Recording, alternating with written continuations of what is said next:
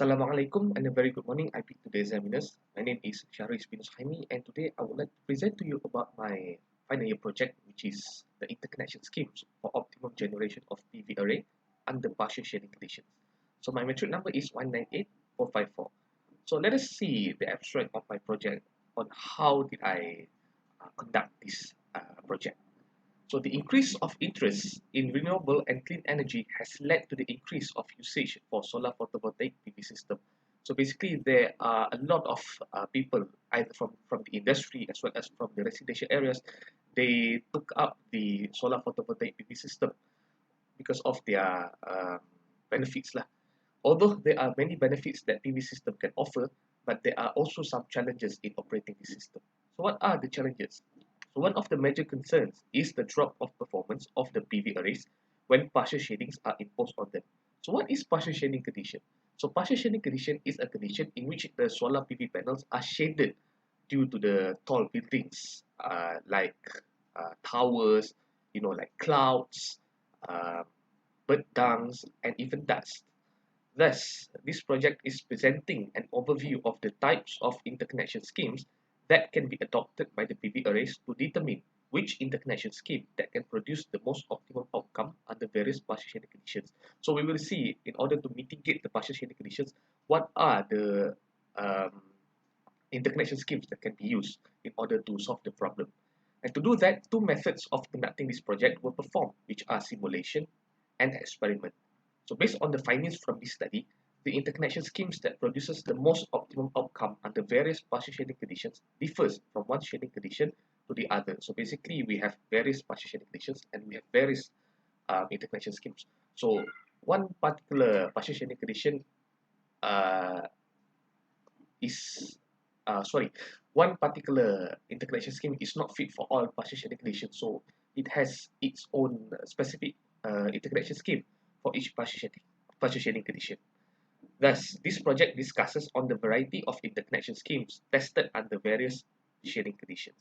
And the top 3 schemes for each shading are concluded based on the findings in the results section. Alright, let us see the background of my project. So there are 6 types of partial shading conditions, which are center shading, short narrow shading, short wide shading, long narrow shading, long wide shading, as well as diagonal shading. For center shading, we have panels 2, 2, 2, 3, 3, 2, and 3, 3 to be shaded. Let me just zoom in here. And we have short narrow shading, we have panels 1, 1, 2, 1, which are shaded. Short wide shading, we have panels 1, 1, 1, 2, 2, 1, 2, 2, which are shaded.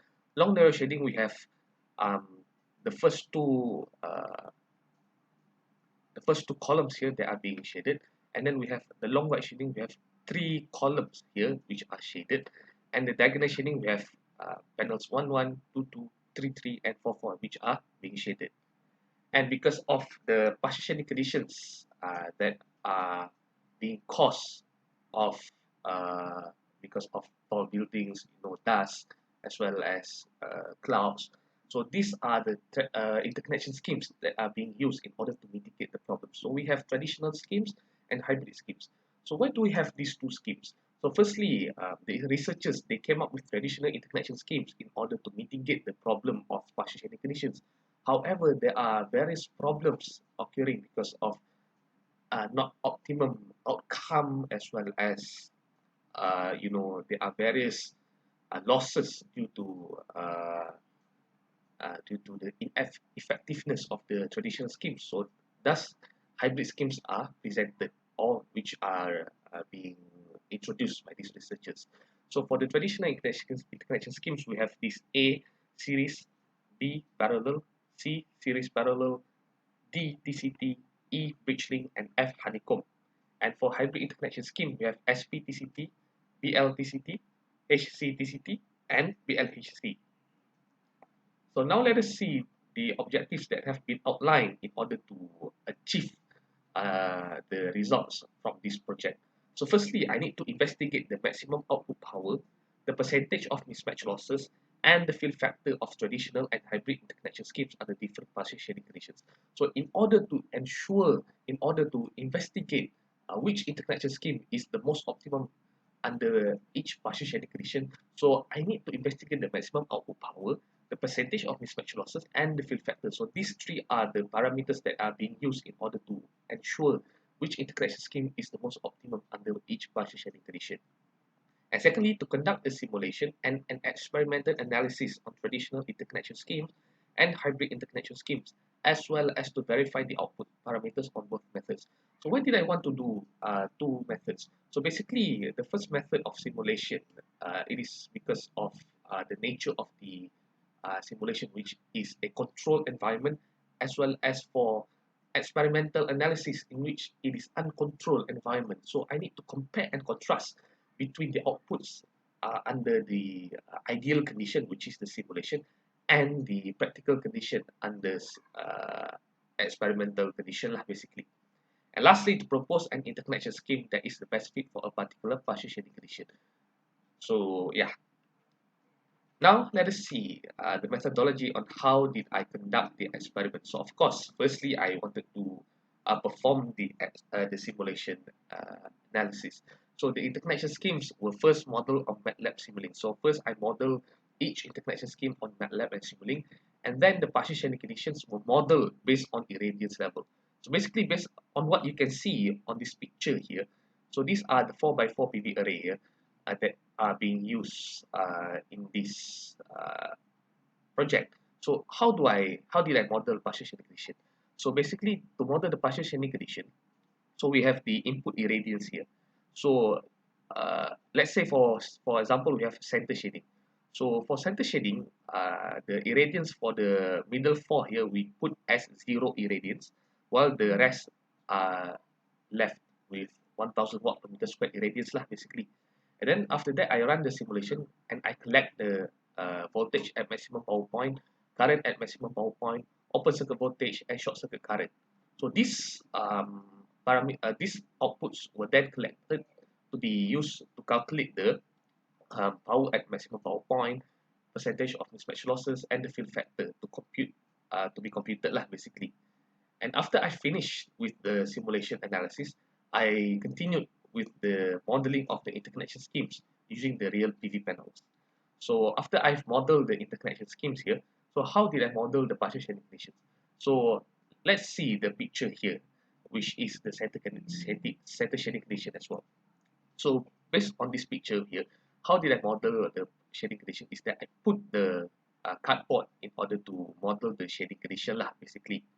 Alright, after that, with using the multimeter, I collect the maximum voltage at maximum power point, current at maximum power point, open circuit voltage, and short circuit current. And then these outputs are used to calculate the power at maximum power point, the percentage of mismatch losses, and the fill factor. And then the data is compiled and presented in the form of graphs and tables. And lastly, the top 3 interconnection schemes were proposed for each partial shedding condition. Alright, so after I've conducted the methodology here, so let's see the results here. So we have 2 results here, which are simulation results and experimental results. For simulation results, basically we have I have outlined 3 main top 3 interconnection schemes lah, basically. So for center shading for simulation analysis, we have parallel, series, and then BLHC. Short narrow shading, we have parallel, series, and BLTCT. Short narrow shading, we have parallel, series, HCTCT. Long narrow shading, we have parallel, series parallel, and SPTCT. Long wide shading, we have series parallel, bridge link, and honeycomb. And diagonal shading, we have parallel, TCT, and BLHC. So based from this simulation analysis, we can see the parallel scheme is the most optimum under for most partial shedding condition lah, basically. And let us see the experimental works results. For center shading, we also have parallel as the first one, followed by BLHC and series. For short narrow shading, we have parallel, BLTCT, and then series. Short wide shading, we have parallel, HCTCT, and then series. Long narrow shading, we have parallel, SPTCT, and series parallel. Long wide shading, we have honeycomb, bridge link, and series parallel. And diagonal shading, we have parallel, BLHC, and also TCT. So basically, we can see that most of the partial shedding condition, the best interconnection scheme is also parallel. And the difference between the simulation and the experimental work is that we can see the second and the third interconnection scheme for simulation and experimental work are interchanged with each other. So those are the differences lah between the two.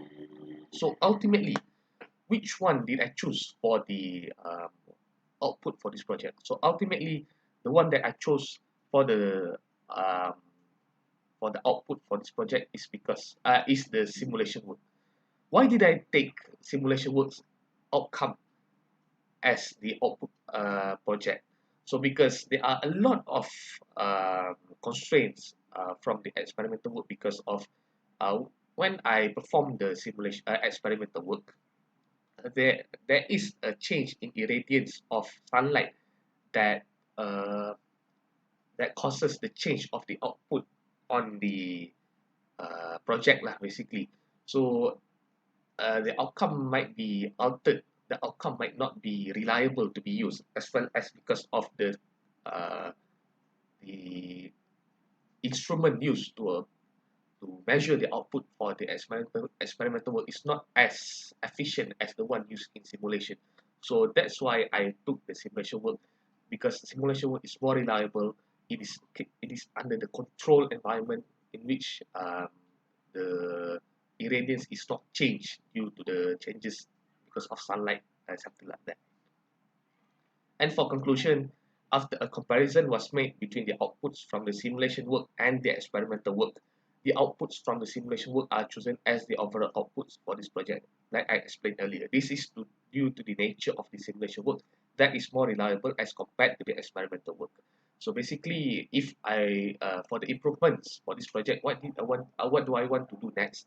If I were to continue this project, basically I will ensure that the when to perform experimental work, I need to ensure that the sunlight to be used for the irradiance of the solar panels are constant for each reading of the experimental work, as well as the instrument to be used for the taking out the outcome is more efficient instead of just using a cheap multimeter. And yeah, that's all from me. Thank you very much.